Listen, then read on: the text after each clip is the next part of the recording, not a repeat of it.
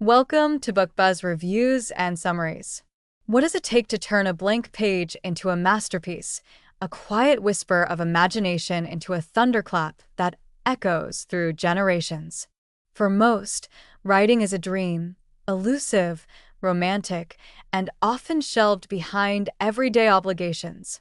But for the few who dare to sit in solitude, confront self-doubt, and bleed purposefully onto the page, writing becomes something far greater. It becomes a calling. The Successful Novelist by David Morrell isn't just a book about craft. It is a raw, unflinching dialogue between a master storyteller and those brave enough to follow in his footsteps. With the soul of a philosopher and the precision of a craftsman, Morrell draws back the curtain on a lifetime dedicated not merely to words, but to meaning. He does not promise fame or formulaic shortcuts. Instead, he challenges the aspiring writer to wrestle with a deeper question. Why do you write? This book doesn't begin with plot structures or publishing tips. It begins at the marrow, with the pursuit of authenticity, the courage to face inner darkness, and the relentless search for truth through fiction. Morrell knows the stakes because he's lived them. As the creator of Rambo, he has witnessed both the power and the burden of success. But here, he strips away the myth of the literary genius and replaces it with something more useful and far more honest: the mindset of a craftsman, a worker of words, a lifelong student of storytelling. And through every page, he reminds us that success in writing isn't about bestseller lists or glittering reviews. It's about the relentless, passionate pursuit of clarity, connection, and the raw human experience. For anyone who has ever stared at a blank page and heard the deafening noise of fear, doubt, and inadequacy, this book is your mentor, your battle cry, and your quiet reassurance. In The Successful Novelist, David Morrell offers not just advice, but a legacy, a torch for writers to carry as they navigate the exhilarating, exhausting, and ultimately transformative journey of becoming who they were always meant to be: storytellers. Part 1. Origins of a Writer, the Inner Fire That Starts It All. Chapter 1. The Writer's Initiation. Morrell pulls no punches here. He opens with a stark truth: being a writer is not a hobby, it's a calling. He compares it to a form of compulsion, an itch that can't be scratched any other way. He challenges listeners with a gut-check moment. If you're writing because it sounds cool, or because you want fame or fortune, stop now. But if you write because you have to, because stories burn inside you and demand to be told, then you've taken your first step. He recounts his own transformation from a small-town Canadian boy to a passionate young man who discovered the raw, emotional power of literature. For Morrell, reading Ernest Hemingway was like someone lighting a fuse in his brain. Suddenly, the world of words felt like something real, and something he could be part of. Key takeaway: writing isn't something you choose casually. It chooses you. And if it hasn't taken hold of you like a fever, it may never carry you through the inevitable pain of the journey. Chapter 2. Finding Your Trigger. Morrell dives into what he calls your emotional trigger, the central question or feeling that drives your stories. This is the heart of your voice as a writer. For him, it was loss. He lost his father in World War II before he was born, and that absence shaped the emotional tension in much of his work. First Blood, the novel that introduced Rambo, is filled with rage, isolation, and longing for meaning after trauma. Deep emotional truths, not just plot points. He urges writers to mine their own lives for themes that matter. What haunts you? What fascinates you? What personal experience can lend authenticity and urgency to your fiction? Writing exercise. Think of a moment in your life that changed you. Now imagine that moment translated into a character's experience. What emotions erupt from that core memory? Morrell's message: the best stories come from pain, obsession, or joy that the writer knows intimately. You can't fake it. Readers feel the difference. Chapter 3. Education of a Writer. Learning the Craft. Morrell, a former English professor with a PhD in literature, doesn't dismiss education, but He does separate academic knowledge from real-world writing wisdom. He warns about the danger of being over-intellectualized. You can dissect The Great Gatsby 1,000 times, but that won't necessarily teach you how to write a compelling scene. What matters more? Learning by doing. Write every day. Read the kinds of books you want to write. Dissect thrillers, mysteries, romances, not for their literary merit, but for their craft. Where does the tension start? What makes you turn the page? How does the writer handle backstory, dialogue, conflict? Morrell stresses the importance of apprenticeship. Every writer needs a period of raw, awkward, vulnerable learning, just like musicians and athletes train for years before hitting the big stage. Anecdote: Morrell spent months studying how thrillers work, then wrote 5 practice novels before publishing First Blood. That's commitment to the long game. Chapter 4. Committing to the work. Morrell brings us to a pivotal shift, from dreaming to doing. This chapter is a wake-up call for the dreamers who love the idea of writing but haven't done the work. He compares writing a novel to climbing a mountain, not because of the view, but because of the effort it demands with every step. Writing is a job, and you must treat it as such. Set a schedule. Show up every day. Push through writer's block and self-doubt. He describes his daily rituals, including how he trained himself to work in silence and stay focused for hours. He warns against the illusion that inspiration must strike before you write. Discipline is more reliable than inspiration. Waiting for inspiration is for amateurs. Professionals get to work. Practical tip: don't aim to write a bestseller. Aim to write the best book you can write. Focus on craft, not outcome. Wrapping up Part 1. The Inner Landscape. Key takeaways. Writing is a calling, not a convenience. Emotional triggers give fiction its fire. Education is important, but practice is king. Success is built on discipline, not daydreams. So before we even get to character and story structure, Morrell makes one thing crystal clear. If you aren't emotionally honest, brutally persistent, and endlessly curious, you won't make it as a novelist. Part 2. Building the bones, structure, character, and the engine of plot. Chapter 5. The Architecture of Fiction. Form follows function. Morrell opens this section by asserting that every novel must be built with purpose.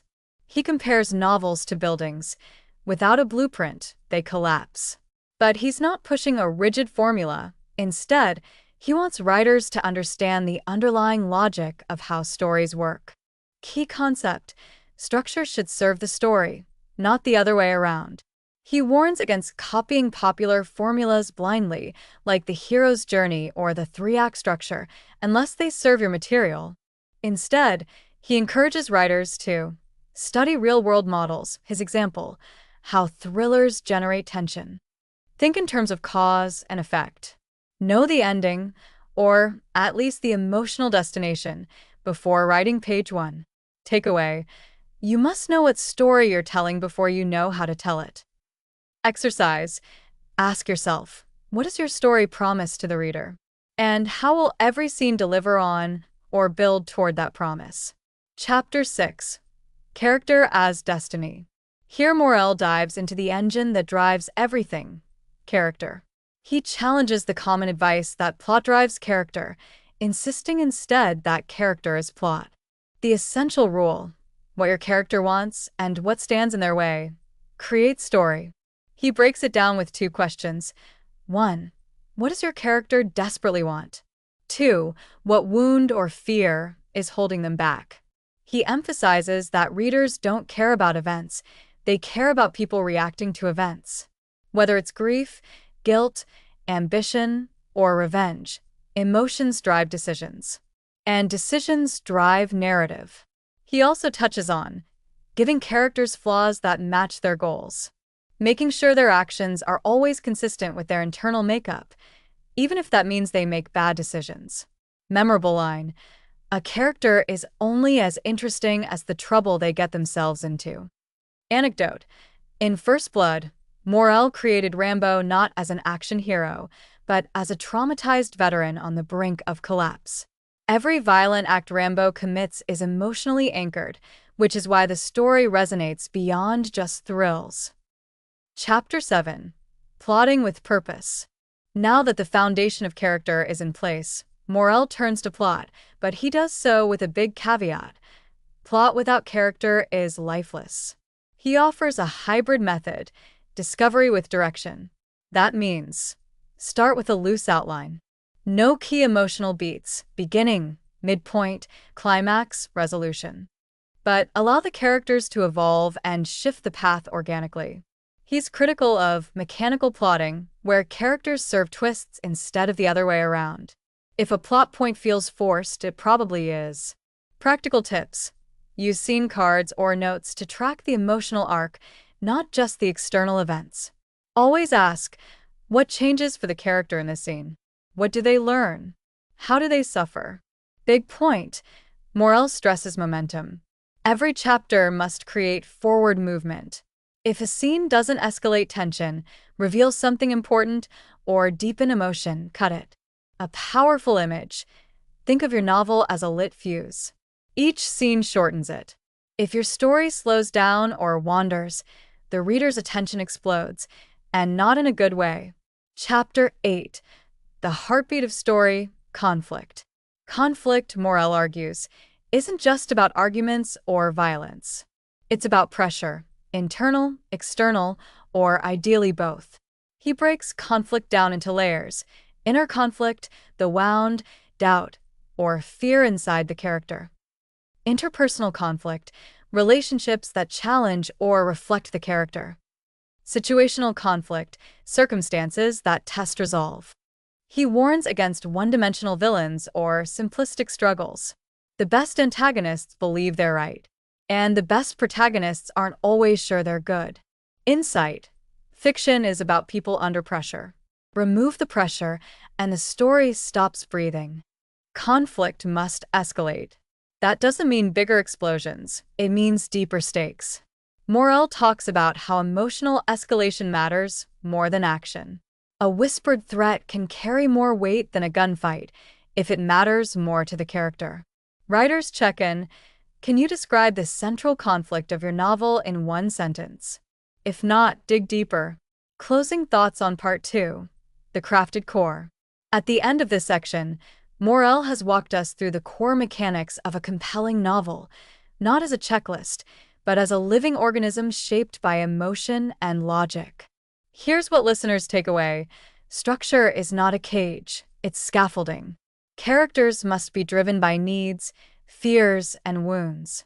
Plot grows out of conflict between desire and obstacle. Scene by scene, your story should be tightening the tension until your reader has to know what happens next. But Morrell reminds us, none of this works without emotional truth. If you don't believe in your story, neither will anyone else.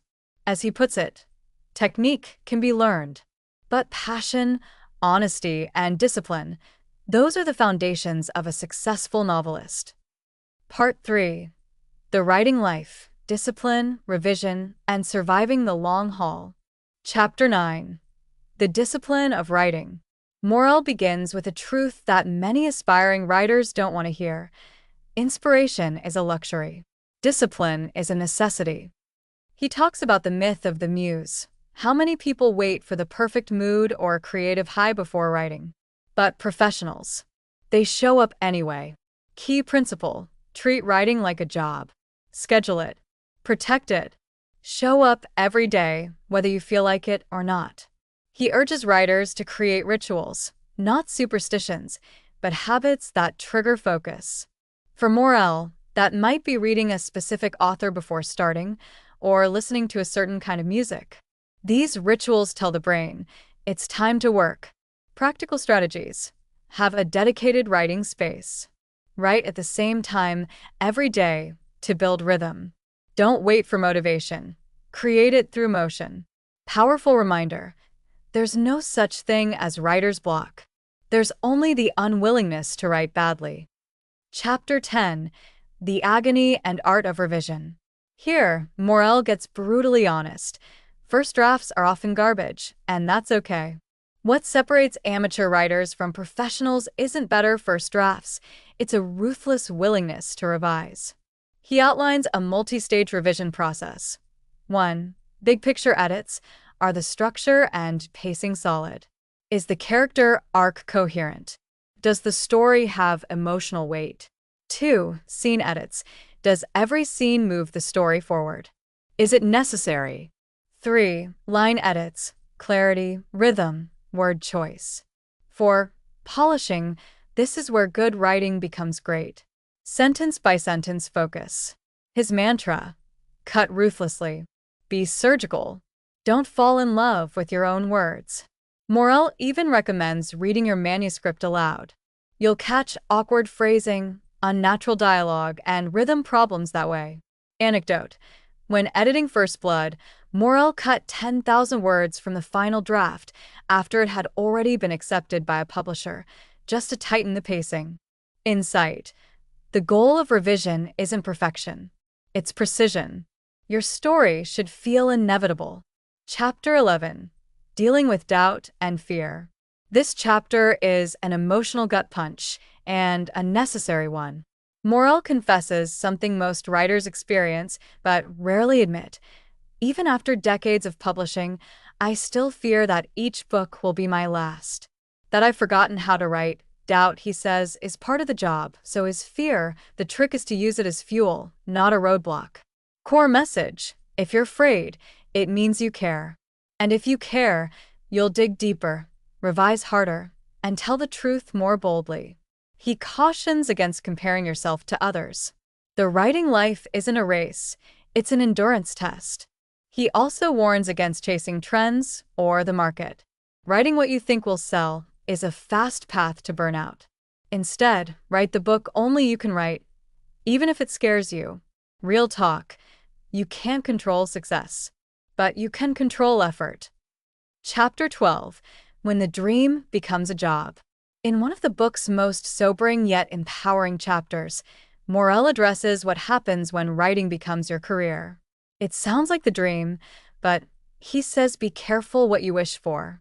Once contracts, deadlines, and expectations enter the picture, writing can feel more like pressure than passion.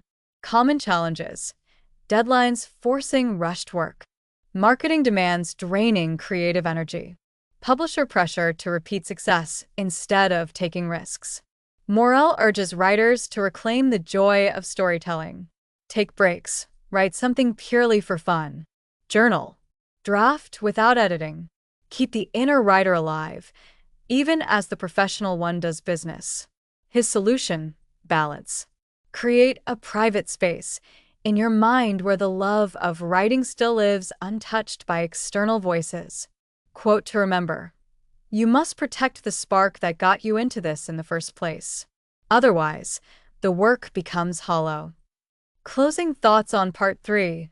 The Long Game. This part of The Successful Novelist is a powerful reminder that writing isn't just a craft, it's a calling. And like any calling, it comes with sacrifice. David Morrell doesn't sugarcoat the grind. Instead, he honors it. He tells us, you don't have to write perfectly, you just have to write persistently.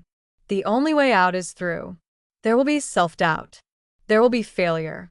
But if you keep going, the work will rise. Part 4. The Business of Being a Writer. Publishing, Promotion, and Protecting the Work. Chapter 13. Understanding the Publishing Machine. Morrell begins by acknowledging the elephant in the room. The writing world is not always fair. Great books sometimes get ignored. Mediocre books sometimes top the charts. Success is often about positioning, persistence, and luck, but luck favors the prepared. Morrell breaks the publishing machine down into parts. Agents: they're the gatekeepers. Good ones open doors. Bad ones close them. Editors: not just red pen people. They shape careers. Look for those who believe in your long-term potential. Publishers: they're not dream factories, they're businesses.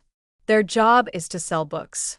Practical advice: learn how to write effective query letters. Research agents carefully, tailor submissions. Know the market, but don't chase it. Key mindset: Approach the industry like a professional artist, not a desperate dreamer. Chapter 14. The Realities of Promotion. Now Morrell gets blunt. If you think publishing a book is the finish line, you're mistaken. It's the starting gun for a whole new race. Even best-selling authors must hustle. And unless you're already famous, the burden of marketing your book will fall on you.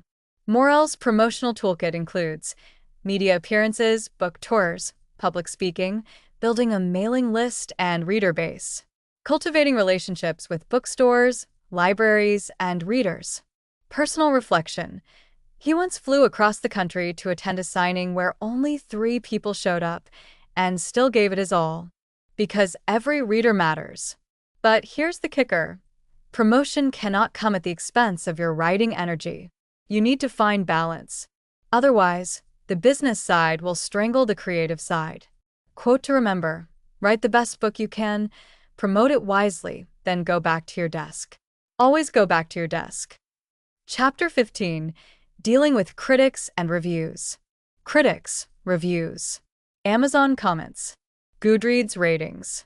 Morrell doesn't mince words. These can be brutal. So how do you deal with them? With discipline, detachment, and grace. Key principles. Don't read reviews while you're writing a new book. They'll get in your head. Don't take praise too seriously, and don't take criticism personally. Learn from professional feedback, but ignore internet venom. Insight. Every writer gets bad reviews.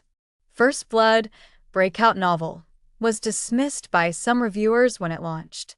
But it became a global success because readers connected with it. Write for the reader in your heart, not the critic in your head. Chapter 16. Protecting your work and yourself. In the final chapter, Morrell returns to a powerful theme. Writing is sacred. The industry can chew you up, trends can distract you, and money can corrupt your instincts. So, how do you protect the thing that matters most, your voice? Morrell's parting wisdom. Know your creative boundaries. Say no to projects that feel off. Retain as much creative control as possible. Don't sell your soul or your ideas for a quick buck. Always ask, would I still write this if I knew it wouldn't sell? He also encourages writers to stay curious. Learn screenwriting. Study poetry. Read biographies. Take breaks, take walks, stay alive as a human being. Final quote from Morrell. The only writer who survives is the one who keeps growing. Final reflections. The Successful Novelist isn't just a book about how to write stories. It's a survival guide for a life of storytelling. Here's what David Morrell wants every writer to remember. You don't need permission to write. You only need the will. You won't always feel confident. Write anyway. You may not become famous, but you can be fulfilled. Publishing is a business, but writing is a passion. Protect it, nurture it, fight for it. And above all, tell the stories that only you can tell. Read the book to learn more. Thanks for listening to Book Buzz Reviews and Summaries.